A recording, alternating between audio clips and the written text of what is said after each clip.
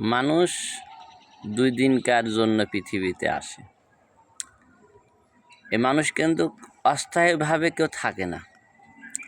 মানুষ শুধু আমার ছাওয়াল-পাল, আমার ফ্যামিলি নিয়ে চিন্তা করে, কিন্তু চিন্তার শেষে যখন এই যে শেষ ঠিকানায় আসে সেখন কিন্তু সব কিছু থুয়ে যায়, সাথে করে কিন্তু কিছু নিয়ে যেতে পারে না। মানে আমরা শুধু একটা গাধার লাগাল খালি দৌড়িয়ে যায়, কিন্তু দৌড়িনির শেষে যখন পথ শেষ হয়ে যায় সেখন কিন্তু আমাদের ঠিকানাটা এই যে আপনারা চাটাই দেখছেন না, এই জায়গাটা হয়ে যায়, তার দৌড়টা এই জায়গায় সে থামে যায়। কিন্তু সে দৌড়ি যা কামাইছে এই জীবনকালে সে কিন্তু কিছুই সাথে করে নিয়ে যেতে পারেন না। সে এখন যাচ্ছে কিন্তু খালি হাতে।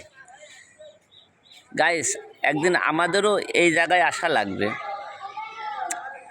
আপনারা আবার বলছেন যে এই ছেলেটা গোরস্থান মসজিদ ভিডিও করছে।